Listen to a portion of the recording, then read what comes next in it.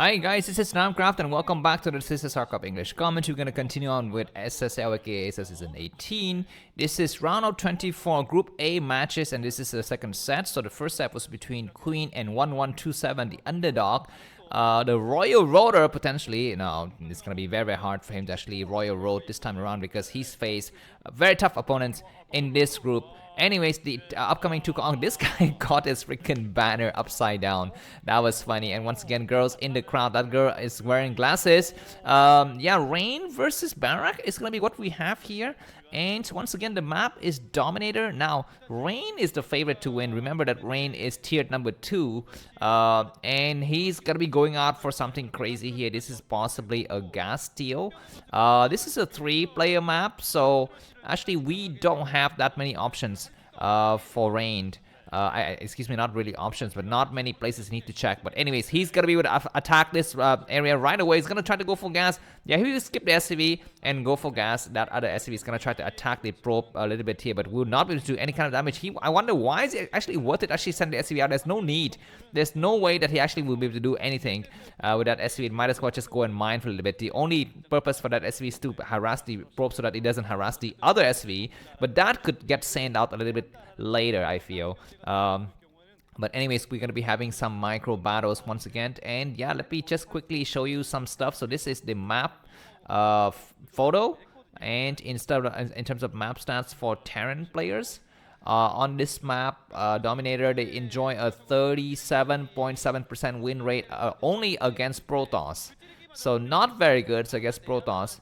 I actually maybe have to update those stats because I feel like there's no way the organizers would actually choose a map that is so flavored towards one race as the opening map for all of the games in all of the 6 groups. So let me just quickly get back to you on that in the upcoming, I don't know, rounds. Yeah, but for now, let's dive into this game. We will have 2 players spawning. Okay, looks like Rain is going to be here at the 11 o'clock position. He's looking forward to go for a quick expansion after his gateway is down and successful gas steal.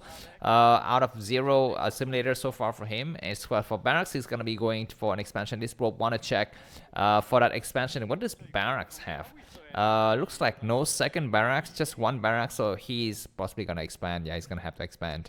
There's no crazy shenanigan, and there's gonna be an expansion, and Ren will confirm it. He's gonna try to poke a little bit, just to not get his Zealot, too deep in the waters, and he's gonna back up, which is gonna be nice here. There's gonna be no crazy shenanigans from him.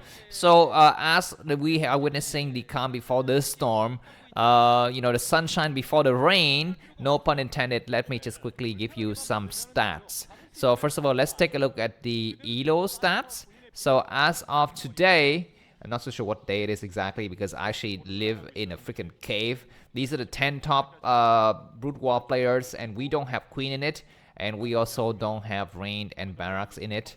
Right? Let me just quickly check. Yeah, we don't. Because here are, their stats. And actually, this group is closer than it appears on paper because the actual ELO scores today, Queen, the tier 1 player, is very low ELO scores. 1185. Rain is actually the player who's above him, and Barracks got the best ELO scores.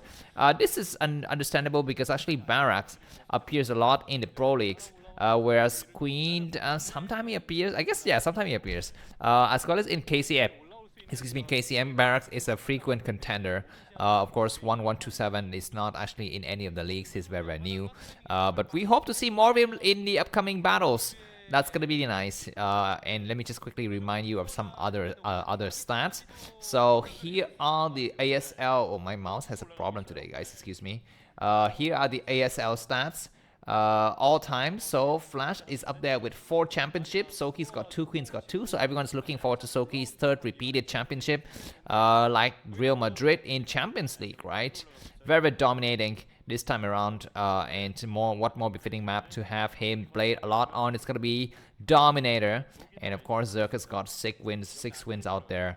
Terran's got 8 and Protoss only 3. So that is the state of thing before we start here.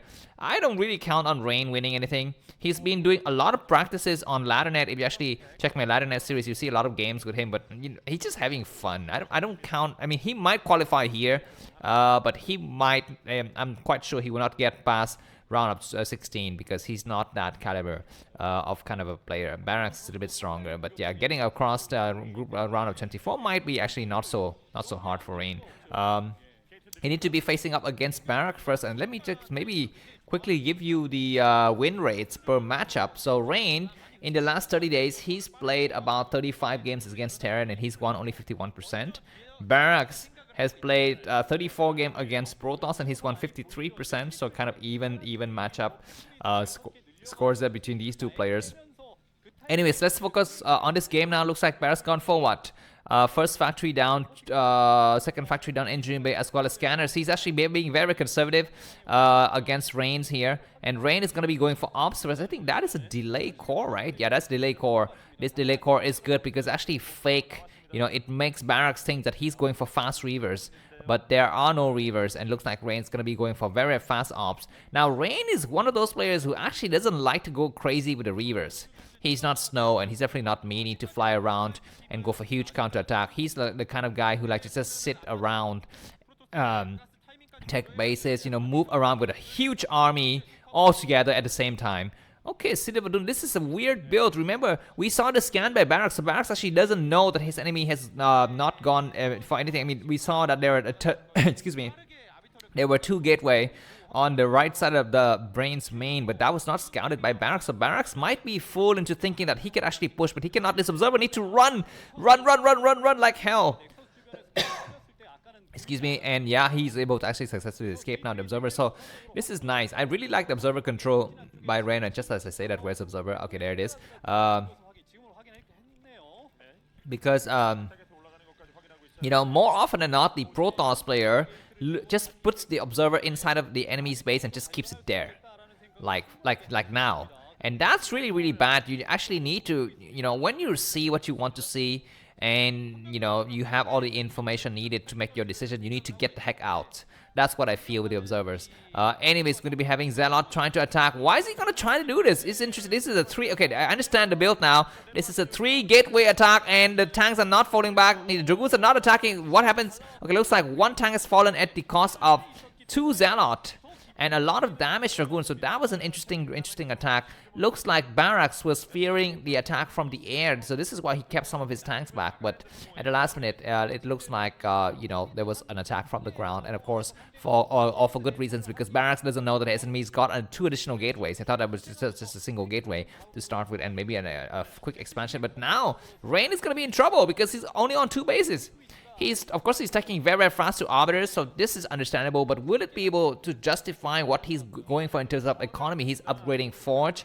He might be upgrading Zelle with leg. Yeah, this strategy from Rain is completely risky, so risky, so dangerous to play, because he's, you know, throwing out, you know, the economic advantage that Protoss usually need to have in favor of faster tech. And can recall work on this map? I guess it could, because there's several openings you can actually exploit. If you look at the bottom left of the screen where the map, where the barracks base is located, there are several angles you can actually draw. Recall, you can recall in the main. From different angles, you can recall in the expansion. Of course, the potential third base from Barracks is going to be able to cover the main, so if you want to recall through that angle, you need to go to the third base, which is kind of a bummer. But anyways, Vulture's going to start to go out. This observer is nicely placed. We're going to be having Zealot attacking and blocking this front door here.